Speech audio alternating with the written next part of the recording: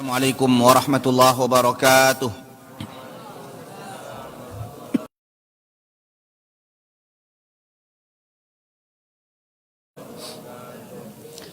Alhamdulillah wassalatu wassalamu ala Rasulillah wa ala alihi wa sahbihi wa mawalah. Subhanaka la ilma lana illa ma 'allamtana innaka antal alimul hakim. Rabbi shrah li sadri wa yassir li amri wahlul 'uqdatam min lisani yafqahu qawli. Hasbunallahu wa ni'mal wakil, ni'mal maula wa ni'man nasir. Yang saya hormati pengurus Masjid Al-Hijrah Markas Sunnah Nusantara, begitu juga yang saya hormati tuan imam kita, tuan muadzin, para tokoh masyarakat, alim ulama, cerdik pandai, nenek mamak, para asatidzah, ustaz dan ustazah, tuan-tuan, puan-puan, abang-abang, kakak, adik-adik yang mungkin saya tak sebutkan satu persatu namanya. Dan juga yang saya hormati dan saya sayangi para santri yang semoga menjadi manusia-manusia berguna di masa yang akan datang. Dan begitu juga yang saya hormati tim Asil TV dan seluruh para penonton Asil TV dimanapun berada. Dan juga yang saya hormati tim MM Channel dan seluruh para penonton MM Channel dimanapun berada, sama ada dalam negara Indonesia, Semenanjung Malaysia, Sabah Sarawak, Singapura, Brunei, Thailand dan lain-lain tempat yang mungkin saya juga tak sebutkan satu persatu namanya. Kita mohon pada Allah Subhanahu wa taala, mudah-mudahan kita yang hadir pada malam ini dan menyaksikan rancangan ini sentiasa mendapat rahmat dan taufik dari Allah Subhanahu wa taala. Amin ya rabbal alamin. Bersyukur kita pada Allah, malam ini kita masih diberikan kesehatan dan juga kesempatan oleh Allah Subhanahu wa taala sehingga kita berada di tempat yang mulia di rumah Allah Subhanahu wa taala melaksanakan fardu maghrib berjemaah dan menunggu datangnya Isya. Kita duduk beberapa menit di dalam majlis ilmu mengkaji ayat Al-Quran dan hadis-hadis Nabi sallallahu alaihi wasallam. Dan kita mohon pada Allah Subhanahu wa taala mudah-mudahan semua ibadah yang kita buat hari ini dan hari-hari sebelumnya diterima oleh Allah Subhanahu wa taala. Amin ya rabbal alamin. Selawat dan salam kepada Nabi kita Muhammad sallallahu alaihi wasallam dengan mengucapkan Allahumma salli ala Muhammad wa ala ali Muhammad. Jemaah dikasihi oleh Allah, malam ini kita sambung kajian kita dalam kitab Al-Lu'lu'u wal Marjan. Dan seperti biasa, sebelum kajian kita selalu memberikan satu tajuk. Dan tajuk ini adalah gambaran daripada isu yang akan kita ulas pada malam ini. Tajuk kita malam ini adalah kerananya badan binasa. Apa dia? Kerananya badan binasa. Kerana apa sebenarnya ni? Tahu binasa, tahu binasa? Kerananya badan binasa. Kerana apa sebenarnya badan dia binasa? Okey, kita akan bacakan hadis Nabi sallallahu alaihi wasallam. Kemana arah tajuk kita nanti selepas baca hadis baru kita akan faham.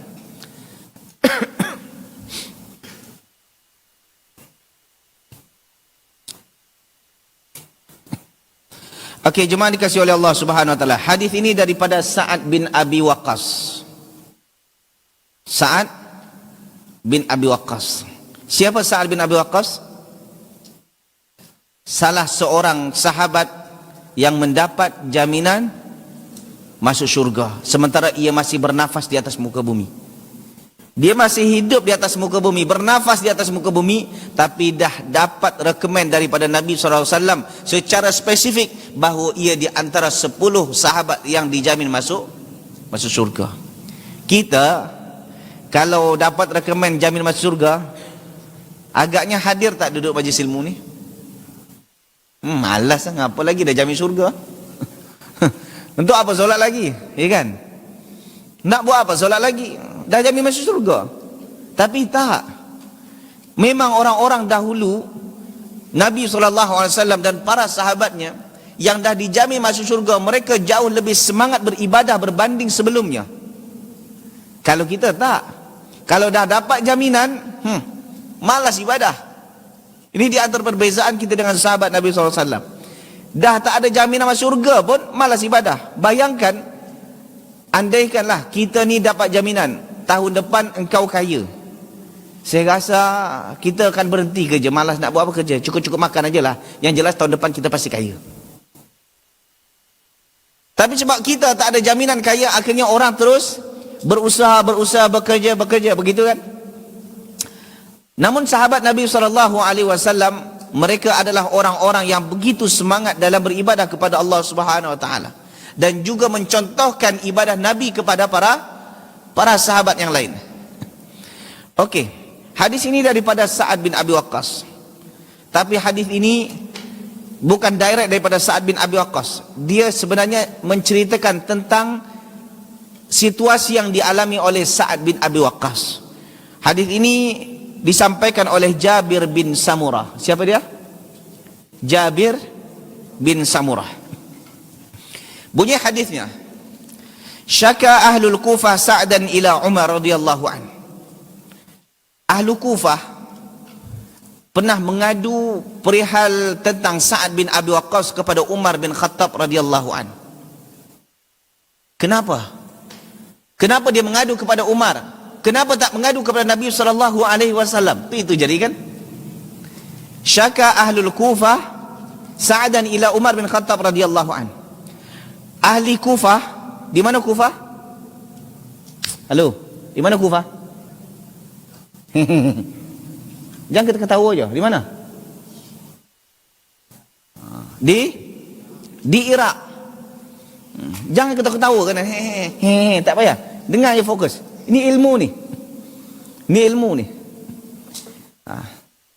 Bahawa ahlu kufar di mana tadi? Di Iraq.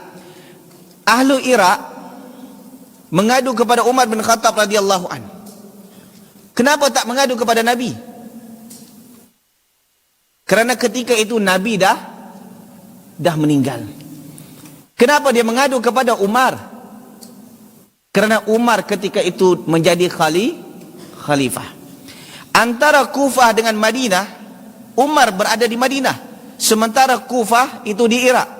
Jaraknya bukan antara Panam dengan Marpoyan. Jaraknya lebih kurang 1.400 atau 1.500 kilometer. Ibarat dari Pekanbaru ke mana tu? Kalau 1.500 ke Aceh. Ya, ke Lampung 1.500 tak? Belum ya? Oh ternyata. Ke Jakarta rasa lebih ya. Okey, lebih kurang itulah cincai-cincai kita sama kita. Yang jelas 1.500, 1.400 sampai 1.500 antara siapa? Antara Madinah dengan Iraq. Jadi Iran itu, kawasan itu disebut Persia. Persia. Jadi suatu ketika Umar bin Khattab dilantik menjadi khalifah di tahun keberapa? Siapa yang tahu? Ini sinilah ilmu kita. Di tahun berapa Umar bin Khattab menjadi khalifah? Nabi meninggal tahun berapa? 9? 10, apa lagi? Terka je mana-mana je, harap-harap betul saya satu. 11. Nabi meninggal di tahun ke-11 Hijriah. Selepas itu digantikan oleh khalifah, digantikan oleh Umar bin Khattab. Abu Bakar. Abu Bakar berapa tahun? 2 tahun lebih sikit ya. Maknanya sampai tahun 12-13. Selepas Abu Bakar meninggal, terus diganti. Dengan siapa? Umar bin Khattab. Tahun berapa dia? 13. Tahun 13 Hijriah, Umar bin Khattab dilantik menjadi khalifah. Dan di tahun ke-14 Hijriah, maka Umar bin Khattab melantik Sa'ad bin Abi Waqqas sebagai pemimpin untuk menaklukkan kawasan Persia. Dan biiznillah tahun 14 Hijriah, Persia, kawasan Iraq, Iran, semuanya itu di bawah naungan Islam. Boleh faham? Dan di tahun ke-17 Hijriah, maknanya berapa tahun selepas dilantik tu? 13, 14, 15, 16, 17. Barulah timbul suatu negeri yang disebut dengan Kufah. Satu negeri namanya Kufah, dan itu di Irak. Di tahun 17 itu, maka wujudlah, terbinalah satu negeri, namanya negeri apa? Tahun berapa? Kufah? 17, bagus. Tahun 17. Takkan satu negeri wujud tanpa ada pemimpin. Maka dilantiklah menjadi pemimpin, siapa dia? Sa'ad bin Abi Waqqas. Boleh faham? Itu dia. Ini perlu sejarah nih, cuma kita kena tahu sejarah, supaya kita tak ditipu oleh orang. Supaya kita tak ditipu oleh orang, dan supaya kita tak terpengaruh dengan propaganda Syiah dan lain-lain. Ada satu video pendek saya yang menceritakan tentang di mana ada orang yang selalu maki hamun, mengkafirkan Umar bin Khattab radhiyallahu an. Dan dia selalu memuji Ali, memuji Fatimah. Padahal Umar bin Khattab menantunya Fatimah. Umar bin Khattab menantunya Ali bin Abi Talib. Kerana Umar bin Khattab menikah dengan Ummu Kulthum binti Ali bin Abi Talib, anak daripada Fatimah, putri daripada Fatimah. Cerita seperti ini disembunyikan supaya orang tak tahu, supaya orang terikut-ikut untuk menghantam Umar bin Khattab radhiyallahu anhu. Okey. Umar bin Khattab melantik Sa'ad bin Abi Waqqas di tahun keberapa tadi? Tahun ke-17 Hijriah. Menjadi amir di Kufah, atau bahasa kita governor lah. Governor atau amir kalau bahasa Arabnya. Maka ketika dia dilantik, teruslah dia buat perbaikan, kemudian mengajarkan kepada warga sana bagaimana cara solat Nabi SAW, bagaimana cara ibadah kepada Nabi SAW. Namun setiap orang yang baik pasti akan ada musuh. Itu dah pasti. Setiap orang yang baik, setiap orang yang mengajak kepada Al-Quran dan Sunnah pasti ada musuh. Wa kadzalika ja'alna likulli nabiyyin aduwan syayatinal insi wal jinn. Demikianlah kami menjadikan setiap para nabi musuh-musuhnya daripada syaitan, dari golongan manusia ataupun golongan jin. Dan bukan hanya nabi sahaja. Sesiapa yang mengikuti Nabi SAW dan menyeru kepada apa yang dibawa oleh Nabi, maka ia juga akan dimusuhi. Maka Nabi SAW, dia orang al-amin, orang yang dipercaya. Ketika dia mendapat wahyu, lalu dia kan rasa takut. Pergi dia balik ke rumah, dia kata kepada istrinya, Zammiluni, betul? Pernah dengar? Selimutkan aku. Kemudian Khadijah, istrinya Nabi SAW, Khadijah binti Khuwailid, selimutkan Nabi. Lalu selepas Nabi bertenang, dibawalah kepada Waraqah bin Naufal. Dan di sanalah cerita, apa yang kau tengok wahai Muhammad? Aku jumpa ini diceritakan semua.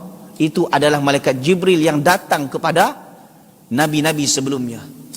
Andaikan aku berumur panjang dan aku ada ketika dan engkau diusir ketika itu, maka aku akan berada di saf terdepan. Maka Nabi SAW pun terkejut. Apa masalahnya dengan aku? Aku tak ada masalah pun dengan orang Mekah. Takkan aku menyampaikan apa yang disampaikan oleh Jibril, aku akan dimusuhi. Nabi sendiri pun pelik. Maka apa kata Waraqah bin Naufal? Tiada yang datang membawa seperti apa yang kau bawa, Muhammad, pasti akan dimusuhi. Apa dia? Dakwah tauhid. Nabi pun rasa pelik. Akhirnya Nabi tahu, oh betul kata Waraqah bin Naufal, apa yang dibawa oleh Nabi dan nabi-nabi sebelumnya pasti akan dimusuhi. Maka Sa'ad bin Abi Waqqas pun sama mengalami apa yang dialami oleh orang-orang pendahulu dia. Maka ketika itu Ahlu Kufah adalah di antara mereka yang jealous, yang dengki kepada Sa'ad bin Abi Waqqas.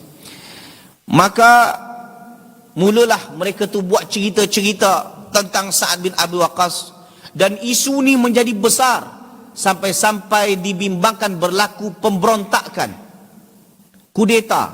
Tahu kudeta? Nak mengambil alih kuasa. Sampai begitu tu panas. Maka apa yang dibuat oleh Umar bin Khattab, fa'azalahu wasta'mala alaihim Ammaran. Maka Umar bin Khattab menarik siapa? Sa'ad bin Abi Waqqas, panggil Sa'ad bin Abi Waqqas, berhentikan, dan kemudian diganti dengan Ammar bin Yasir. Dan itu berlaku di tahun ke-20 atau 21 Hijriah. Maknanya baru melantik tak satu period. 17, 18, 19, 20 atau 21. Baru 3 tahun atau 4 tahun lah. Dah ada banyak musuh dia.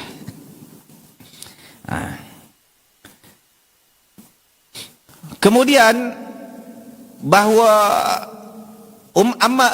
Umar bin Khattab dilantik, siapa tadi? Ammar. Diberhentikan siapa tadi? Sa'ad bin Abi Waqqas. Kerana apa tadi ni? Kerana aduan daripada orang Kufah. Adakah Umar bin Khattab terus percaya tanpa tabayun? Mungkin kalau orang katakan, tengok Umar bin Khattab ni, dia terus berhentikan orang tanpa tabayun. Tak. Masalahnya bukan macam tu. Umar bin Khattab selalu kena fitnah dari dulu lagi. Umar bin Khattab melihat ketika itu ada pergaduhan yang besar di Kufah. Kalau seandainya Sa'ad bin Abi Waqqas tetap menjadi pemimpin, maka akan ada pergaduhan yang besar di sana. Kalau bahasa tempat kita sekarang, demonstrasi lah. Maka Umar bin Khattab demi menjaga apa? Supaya negeri itu stable, maka diberhentikan dan diganti kepada Ammar. Adakah Umar bin Khattab tak percaya kepada Sa'ad bin Abi Waqqas? Percaya.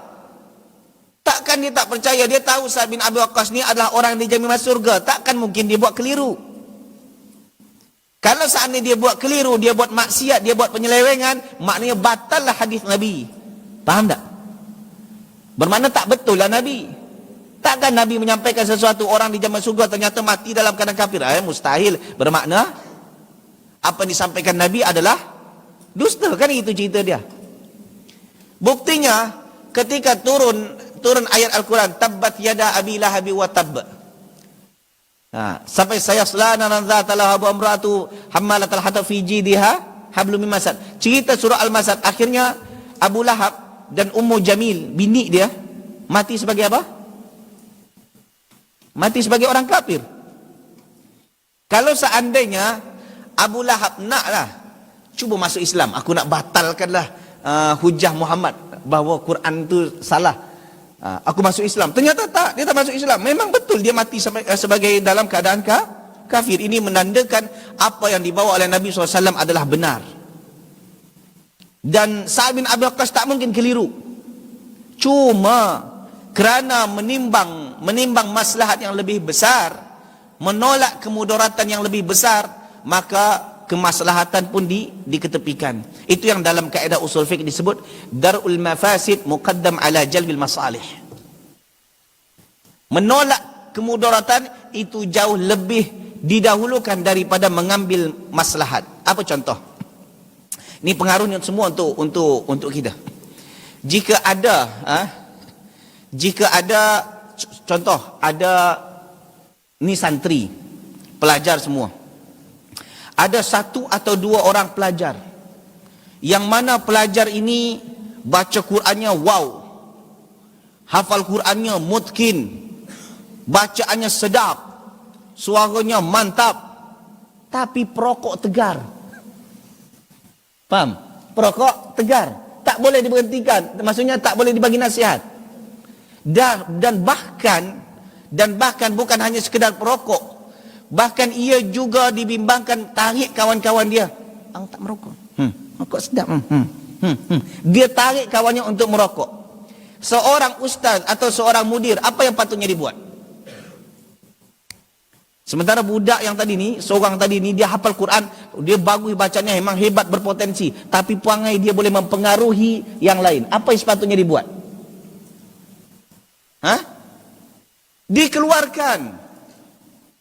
Dikeluarkan. Sebab masalahnya bukan masalah dia aja. Masalahnya dia tarik orang lain. Kalau dia masalahnya tu cerita lain. Ini dia merokok dan dibimbangkan dia tarik orang lain untuk merokok. Maka darul mafasid, menolak kemudaratan yang lebih besar, muqaddam ala jalbil masalih. Maka lebih didahulukan daripada mengambil maslahat. Mungkin kita tengok budak ni mana suatu hari nanti jadi orang hebat, kan kasihan kalau dibuang, kasihan orang berpotensi dibuang. Tapi demi untuk menolak kemudaratan yang lebih besar, maka maslahat yang kecil diketepikan dahulu. Boleh faham tak dalam Islam? Faham tak? Macam itulah dalam Islam. Macam tu kalau dalam hukum seperti itu. Dalam hukum fiqh seperti itu. Dan ini dah diamalkan oleh Umar bin Khattab radhiyallahu an. Halo. Apa maksud darul mafasid muqaddam ala jalbil masalih? Apa tadi? Sebut tadi?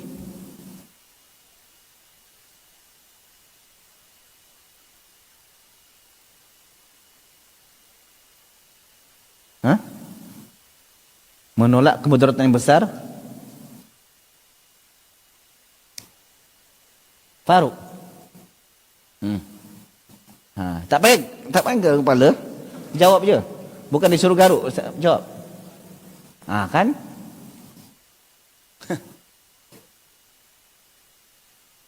Fauzi.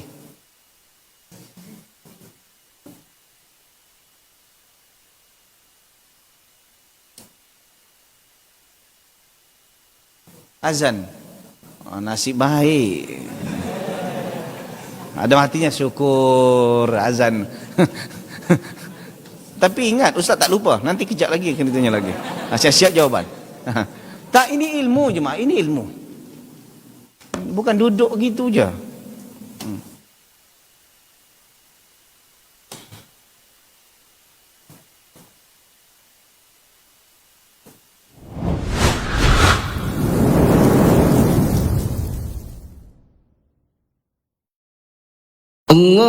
Allahu Akbar, Allahu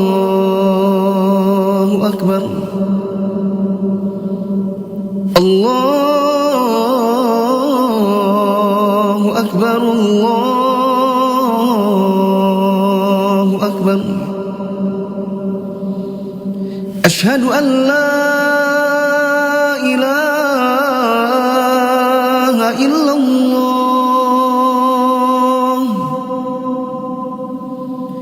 أشهد أن لا إله إلا الله. أشهد أن محمدًا رسول الله. أشهد أن محمد رسول الله. حي على الصلاة،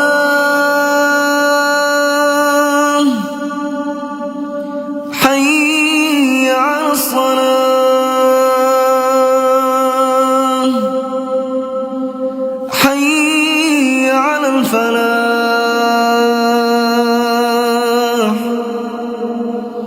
حي على الفلاح. الله أكبر، الله أكبر. لا إله إلا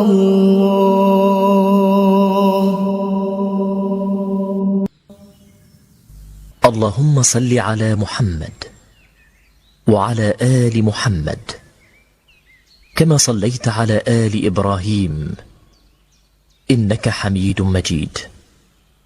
اللهم بارك على محمد وعلى آل محمد كما باركت على آل إبراهيم إنك حميد مجيد. اللهم رب هذه الدعوة التامة والصلاة القائمة آت محمدا الوسيلة والفضيلة وابعثه مقاما محمودا الذي وعدته.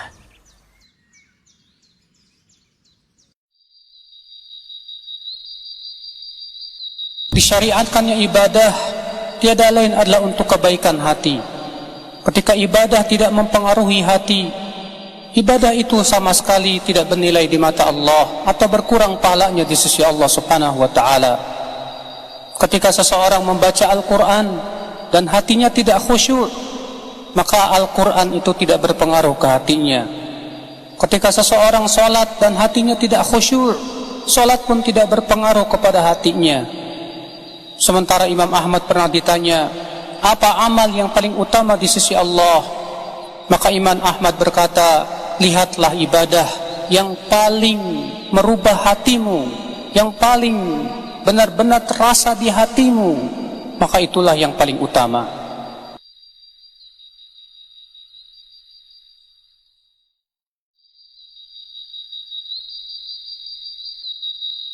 Di dalam hadis sahih riwayat Imam Bukhari dan Muslim, Nabi SAW mengatakan, unzuru ila man huwa asfala minkum.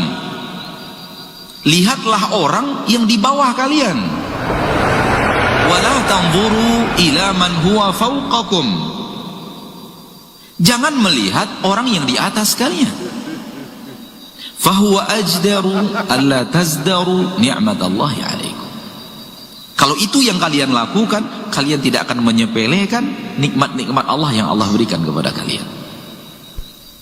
Lihat bagaimana Rasulullah menyuruh kita memandang dunia dan berhadapan dengan dunia. Nabi mendidik kita, lihat orang yang di bawah kita dalam urusan dunia.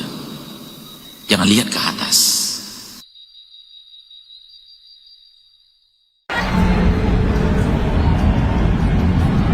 Dunia, kesenangan yang kita nikmati dalam kehidupan dunia, semua pasti akan ditanya oleh Allah Subhanahu wa taala. Allah taala berfirman, "Tsumma latus'alunna yauma idzin 'anil na'im." Kemudian kalian benar-benar akan ditanya pada hari itu tentang semua kenikmatan-kenikmatan. Ketika kita bernikmat-nikmat dengan kehidupan dunia,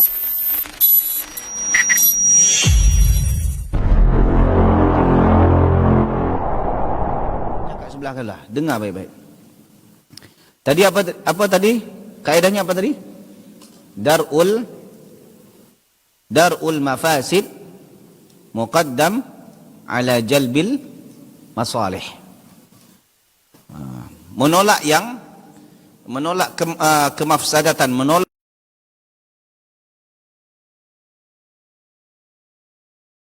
kemudaratan itu lebih didahulukan daripada mengambil maslahat.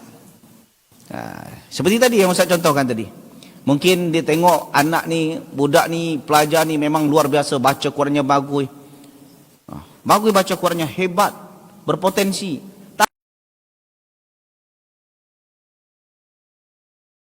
Tapi perangai dia, akhlak dia boleh mencemarkan satu pondok. Akhlak dia boleh mencemarkan nama pondok di luar dan juga boleh mempengaruhi pelajar-pelajar yang lain. Maka darul mafasidnya buat apa? Dibuang dia. Ustaz, saya yang dibuang, dia orang hebat, biar.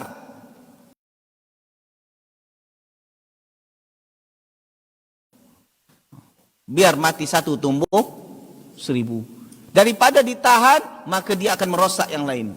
Ini disebut darul mafasid muqaddam ala jalbil masalih. Nanti kalian kalau belajar fiqh lama-lama nanti kalian akan tahu istilah kaedah-kaedah macam tu. Okey? Dah jelas? Jadi ceritanya kerana takut timbul kemudaratan yang besar, akhirnya siapa tadi? Umar bin Khattab memberhentikannya dan diganti dengan Ammar bin Yasir, supaya orang boleh tengok perbandingan. Engkau dulu buruk-burukkan Sa'ad, tengok gantinya Ammar. Mana yang baik? Dia kadang manusia ni akan tahu kehebatan orang terdahulu selepas ada perbandingan. Kalau tak ada perbandingan, kadang-kadang dia tak nampak. Saya pernah bagi kajian di KL pun macam tu. Saya bagi kajian di KL, saya katakan, wahai warga Malaysia, kalian bersyukur walaupun kalian mungkin dapat pemimpin yang tak sama dengan selera kalian, dan yang kalian tak banyak setuju dengan selera kalian, apa yang keputusan-keputusan mereka. Sungguh negara itu jauh lebih baik daripada negara-negara tempat lain. Jalan-jalan situ bersih. Kau pergilah ke negara lain, baru tahu. Dia kadang-kadang nikmat itu akan terasa nampak besar kalau kita ada buat perbandingan. Dulu Muhammad bin Ismail, siapa nama Muhammad bin Ismail? Al-Imam Al-Bukhari, Imam Bukhari, dia tuduh macam-macam, seolah-olah ramai orang pakar hadis di zaman dia, seolah-olah banyak. Selepas dia meninggal baru tahu ternyata belum ada lawannya Imam Bukhari. Menyesal orang. Jadi buat macam itulah. Buat macam tu. Kalau dah ada nampak baik, pertahankan. Jangan kadang-kadang kerana tamak, akhirnya nak, lepas tu baru hancur.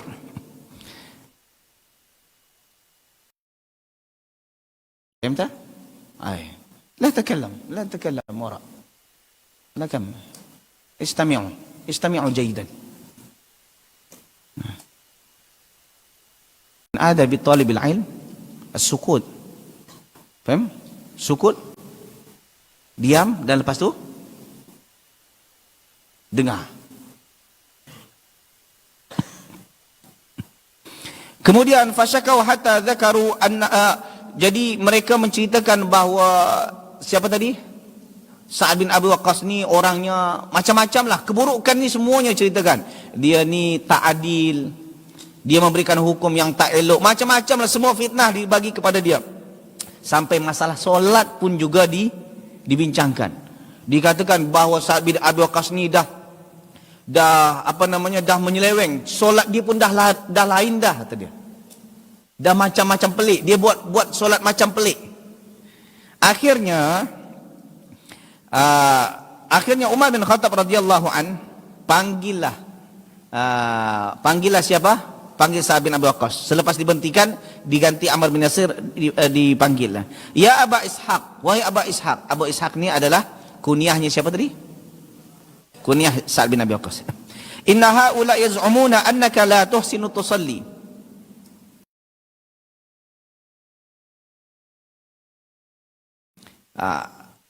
Orang-orang tu ahlu Kufah menuduh engkau pelbagai tuduhan, sampai-sampai dia tuduh solat engkau pun tak betul. Sampai-sampai solat engkau pun dipertikaikan, tak betul. Qala Abu Ishaq, berkata Abu Ishaq, amma anna wallahi fa inni kuntu usalli bihim salata Rasulillah sallallahu alaihi wasallam. Demi Allah, aku tak buat solat melainkan seperti mana yang dicontohkan oleh Nabi kita Muhammad sallallahu alaihi wasallam. Apa yang dibuat? Ma akhrimu anha usalli salat al-isya fa arkudu fil ulayain wa ahdhifu fil ukhrayain. Ketika solat isya, 2 rakaat pertama aku bagi panjang, 2 rakaat kedua aku bagi pendek. Sebab apa? Sebab 2 rakaat pertama dibagi panjang kerana ada Al-Fatihah dengan baca ayat. Boleh faham tak? Adapun rakaat 3 dan 4 hanya sekedar baca Al-Fatihah. Begitu kan? Kan macam tu yang diajarkan oleh Nabi SAW. Cuma bongak bistupidnya warga sana dikatakan kena buat sama. Faham tak? Mereka jahil tapi menuduh orang lain yang alim jahil. Dan ini yang berlaku sampai sekarang. Disebutkan dalam hadis tapi kerana jarang mendengar hadis. Macam mana jarang mendengar hadis? Duduk di majlis ilmu tak pernah. Halo. Siapa tadi cerita yang menuduh siapa tadi? Sa'ad bin Abi Waqqas siapa?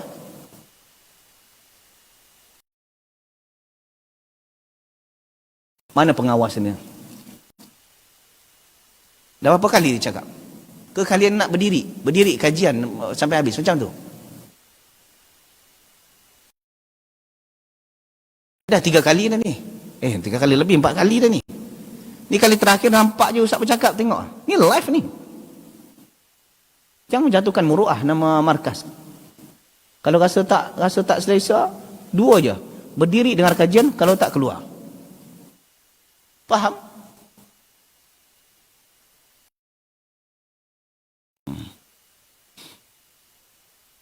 Jadi muslimin dan muslimat yang dikasihi oleh Allah, dengar baik-baik. Tak payah tengok-tengok belakang, dengar je sini. Jadi solat isyanya dibuat apa? 2 rakaat pertama panjang, 2 rakaat kedua pendek. Sebab apa tadi? Sebab 2 rakaat pertama kan ada Al-Fatihah, lepas tu ayat.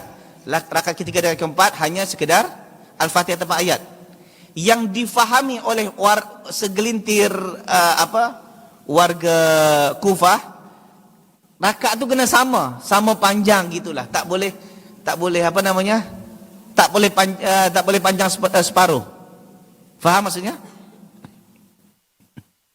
Ini faham angguk-angguk, entah faham tak tidak.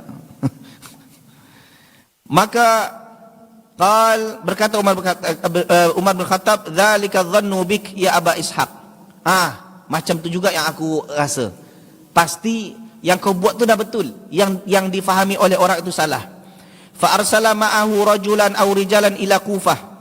Fa sa'ala anhu ahlal Kufah. Ni Ustaz cepatkan sikit. Walam yada' masjidan illa sa'ala anhu wa yuthnuna ma'rufan hatta dakhala masjidan li Bani Abs. Jadi untuk membuktikannya, maka Umar bin Khattab panggil ada beberapa orang pergi ke mana? Dengan Ammar bin Yasir pergi lagi ke Kufah. Ini jarak bukan dekat ni, 1,500 kilo dari Madinah, suruh pergi ke sana. Dan ketika sampai di Kufah, tiada masjid yang didatangi akan ditanya kepada warga-warga mereka sana. Kau kenal dengan Sa'ad bin Abi Waqqas? Macam mana mereka? Macam mana Sa'ad bin Abi Waqqas? Ramai daripada yang warga sana memuji, orang-orang masjid sana memuji. Bagus Sa'ad bin Abi Waqqas, bagus. Sampailah di suatu masjid, di masjid kawasan Bani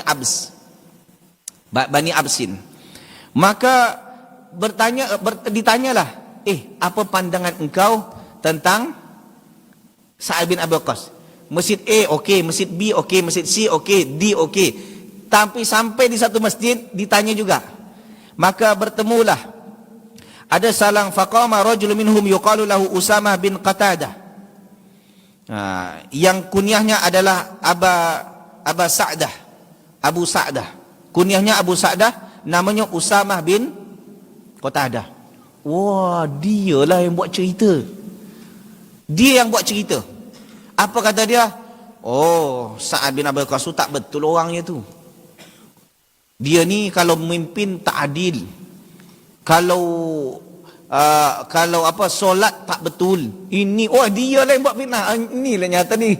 Ni geng kepala geng ni lah nyata. Maka ketika itu Sa'ad bin Abi Waqqas mendengar tuduhan yang tak betul tadi, dia pun berdiri, wallahi la adwanna bi thalath. Demi Allah, kalau tuduhan engkau tak betul, ternyata kan Sa'ad bin Abi Waqqas ada di sana. Sebab zaman dahulu tak ada WhatsApp.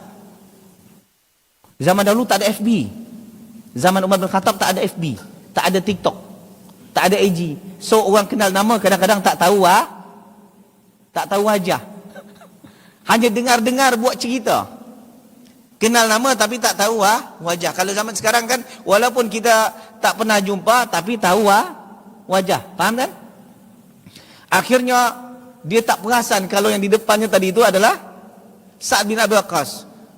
Engkau ternyata kepalanya ni yang suka berbuat fitnah.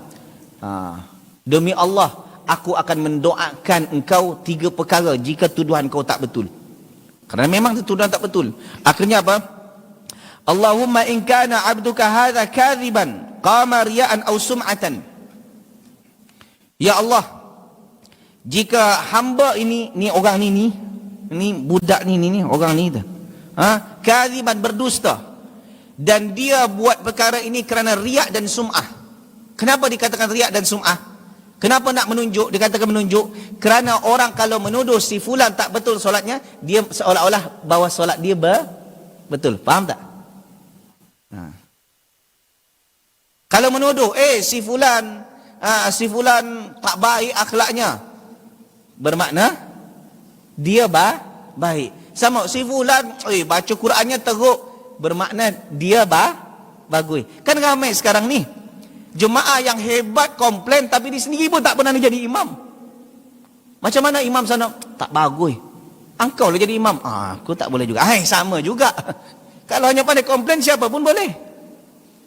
Itu namanya sum'ah dan riak. Boleh faham tak maksudnya? Jangan ada pula di sini macam tu. Pergi satu masjid, Ustaz, saya tak nak jadi imam di sana, di masjid itu. Boleh tak saya cari masjid lain?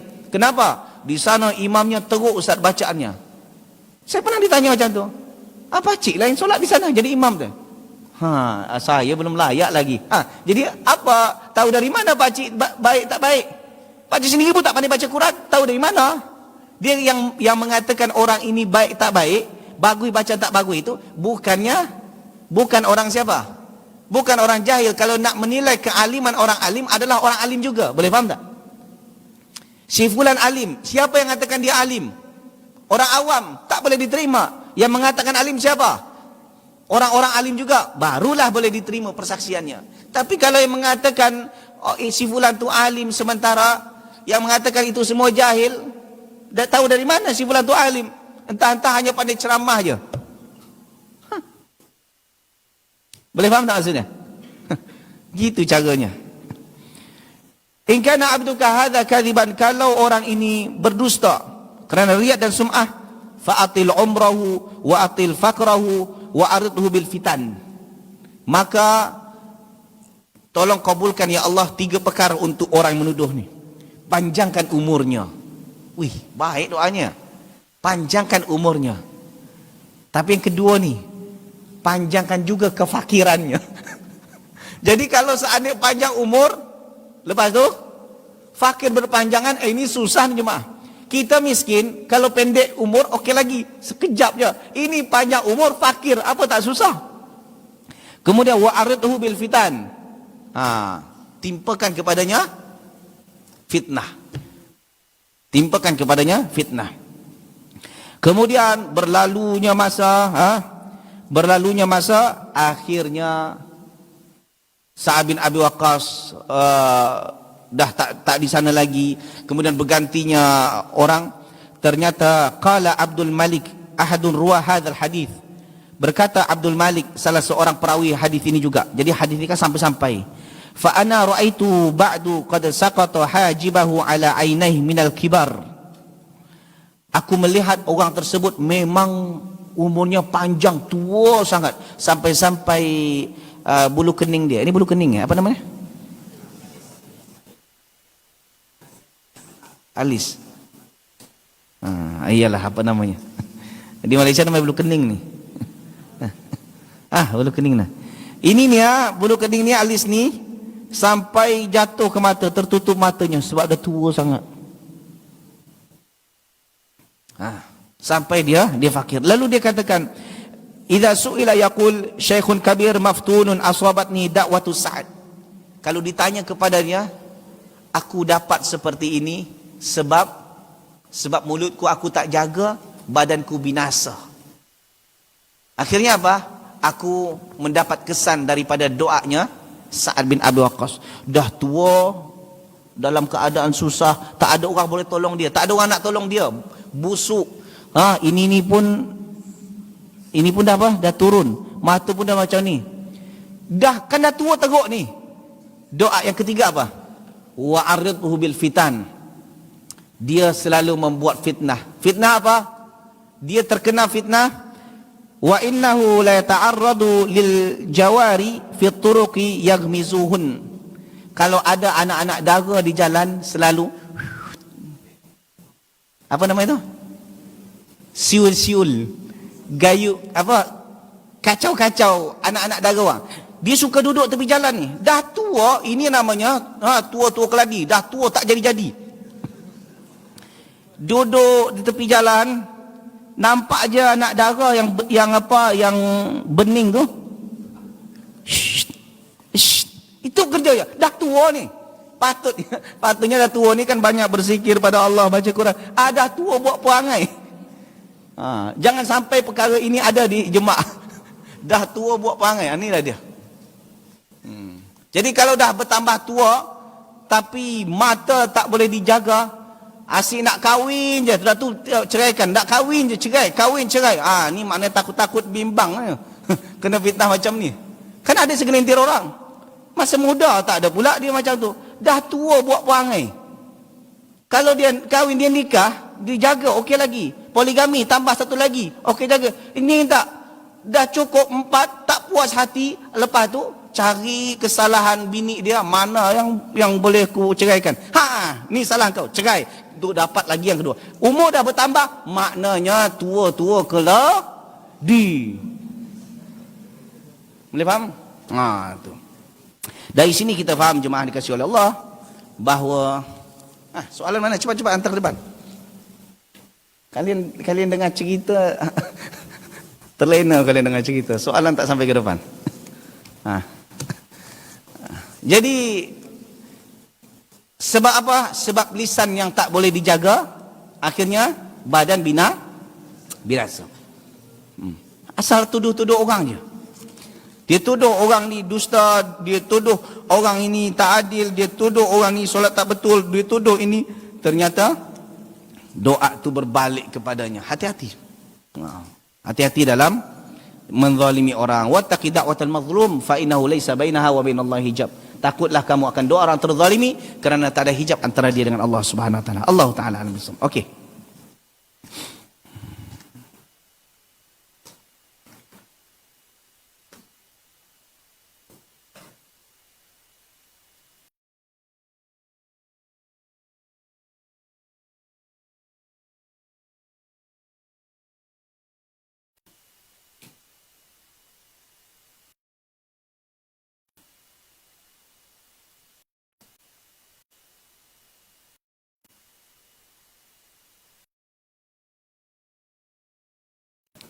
Ini soalannya pendek tapi jawabannya satu kajian pula.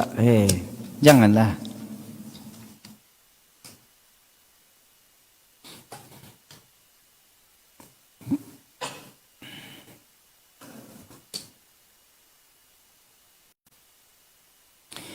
Assalamualaikum Ustaz. Waalaikumsalam warahmatullahi wabarakatuh. Izin bertanya di luar tema, sila. Ana minta penjelasan tentang apa hukum tukar tambah sebenarnya Ustaz. Apa yang ditukar tambah? Tengok dulu apa barangnya. Ini tak jelas, ini tukar tambah. Tukar tambah masalah yang luas. Apa yang tukar tambah? Ada yang boleh dan ada yang tak boleh. Sebab ini secara umum, itu juga jawabannya pun umum juga. Okey, Allah Taala.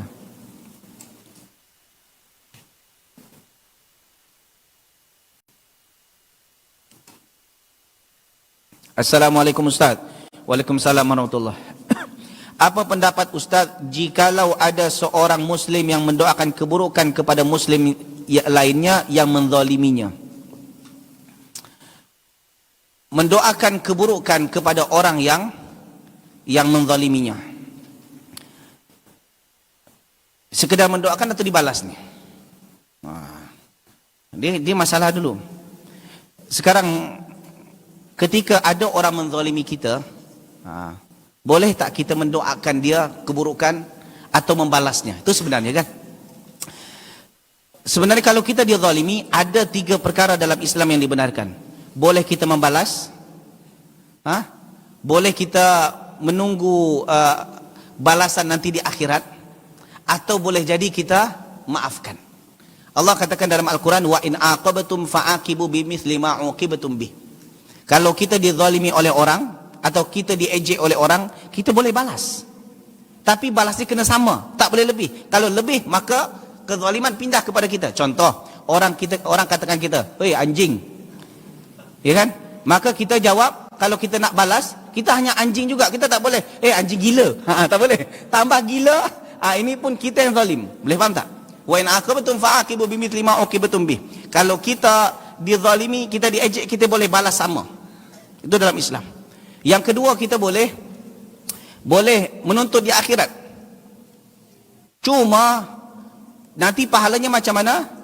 Pahala orang itu akan dibagi kepada kita, dan kalau dia tak punya pahala, dosa kita dibagi kepada dia. Atau yang ketiga, yang ketiga adalah memaafkan. Dan ini adalah yang luar biasa. Ala tuhibbuna ayyaghfirallahu lakum. Bukan tak suka ke engkau kalau dosa engkau diampunkan oleh Allah, dan pahala yang diterima oleh orang yang memaafkan jauh lebih besar daripada dia menuntut di akhirat. Jadi kalau seandainya kita dizalimi oleh orang lain, boleh tak kita mendoakan keburukan dia? Bergantung kezalimannya apa.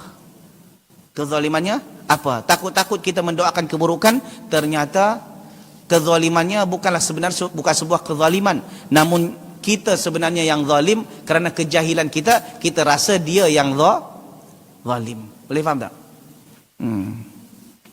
Allah Ta'ala alam bisawab. Assalamualaikum Ustaz. Waalaikumsalam warahmatullahi. Izin bertanya di luar tema, sila. Apakah kita boleh memukul teman kita kerana dia selalu buat ana panas, sakit hati, Ustaz?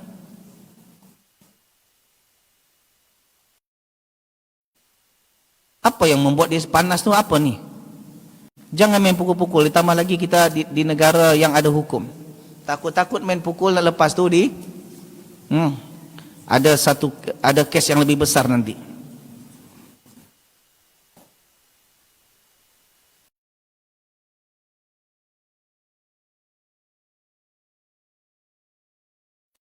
Assalamualaikum Ustaz. Waalaikumsalam warahmatullah.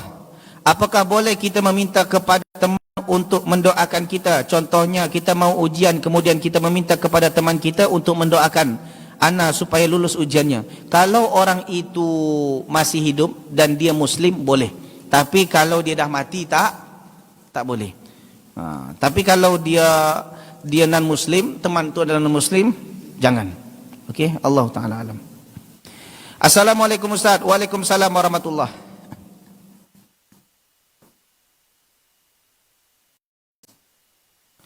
Apa hukumnya membayar hutang di masjid? Boleh. Nabi SAW pernah membayar hutang kepada salah seorang sahabatnya. Maka di dalam hadis itu disebutkan wa qadani wa zadani, bahawa Nabi memberikan hutang kepadaku, kemudian wa zadani, dan dilebihkan bayarannya. Dan ini bukan perjanjian ya, memang hadiah, maka boleh. Allah Ta'ala alam bisawab.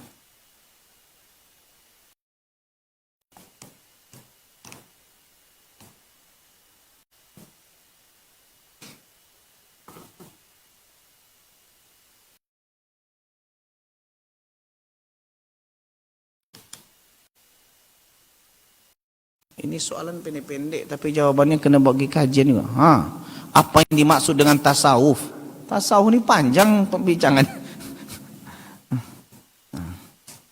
Tasawuf ni bagian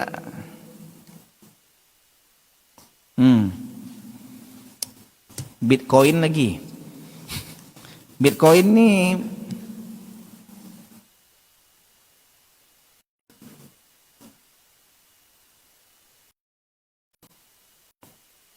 Assalamualaikum Ustaz. Waalaikumsalam warahmatullahi. Izin bertanya Ustaz, sila. Apabila kita solat lalu rakaat pertama imamnya membaca surah pendek, lalu rakaat kedua imamnya membaca surah panjang, apakah solatnya itu sah Ustaz? Sah. Tak ada masalah. Nak baca panjang, nak baca pendek, sah. Cuma seafdolnya di rakaat pertamanya yang panjang, rakaat keduanya pendek. Jangan terbalik. Jangan rakaat pertamanya inna atau ina, rakaat keduanya al-baqarah. Okey.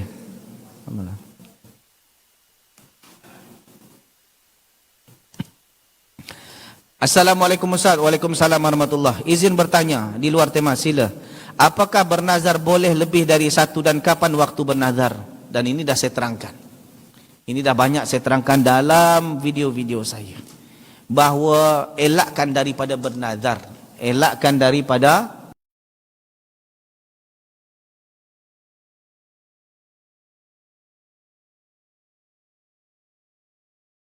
bernazar.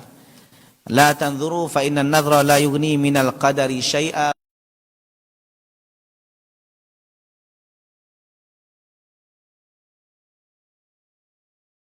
wa inna ma yustakhraju bihi minal bakhil.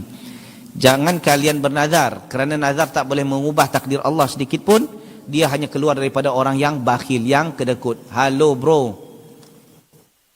tak payah cerita, dengar ni. Okey, Allah Ta'ala alam.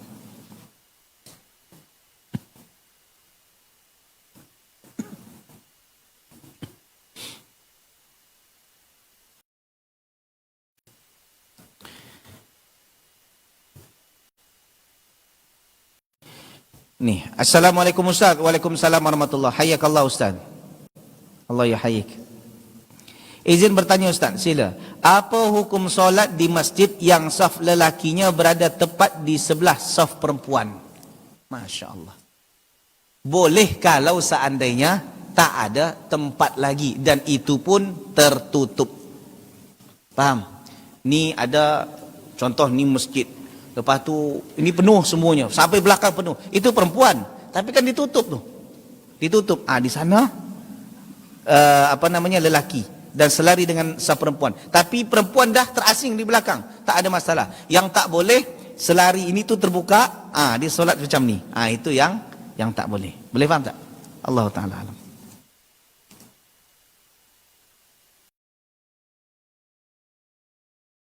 Tunggu.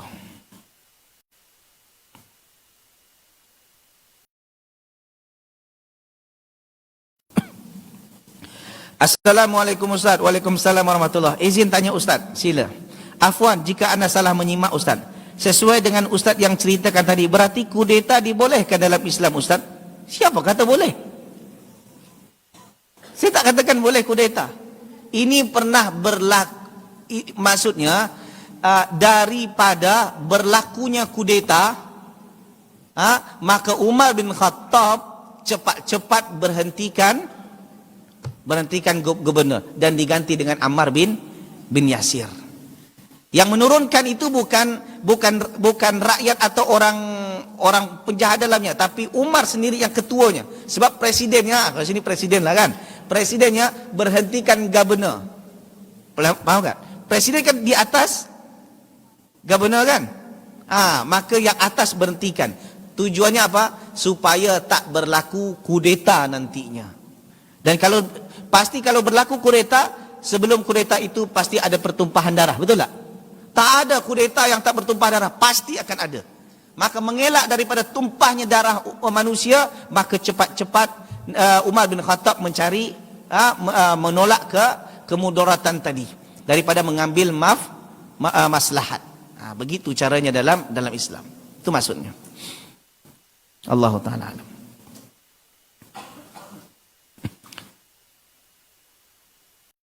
Assalamualaikum Ustaz. Waalaikumsalam warahmatullahi. Apakah boleh mengambil uang yang telah diinfakkan?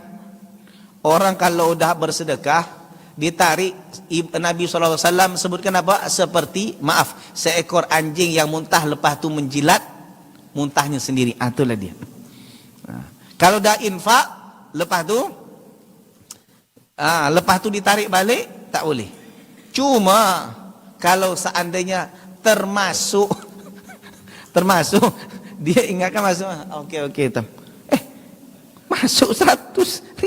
Aku niat 50,000. Pening dia cari pengurusnya. Mana pengurus? Masuk duit aku 100.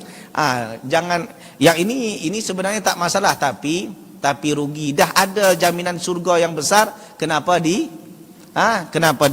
Ni ada surga yang menunggu, lepas tu ditarik balik. Jangan.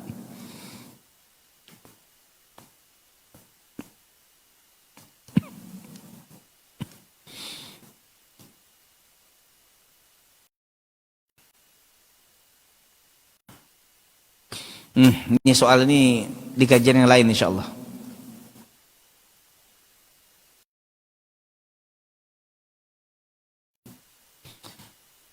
Nih soalan terakhir. Assalamualaikum Ustaz. Waalaikumsalam warahmatullahi. Ustaz, memotong jenggot hukumnya kan haram. Dan kalau memotong jambang, apakah haram juga Ustaz? Yang bertanya tu dah berjanggut ke belum? Kalau belum janggut, tumbuhkan janggut dulu, baru nanti kita bincang. Ini janggut pun tak tumbuh, ada hati nak tanya masalah jambang. Sama juga anak-anak saya pernah ditanya, kajian anak muda, Ustaz, apa hukumnya poligami Ustaz? Kau dah kahwin belum? Belum. Kahwin dulu nanti tanya dengan saya. Satu pun tak dapat ada hati nak poligami. Faham tak?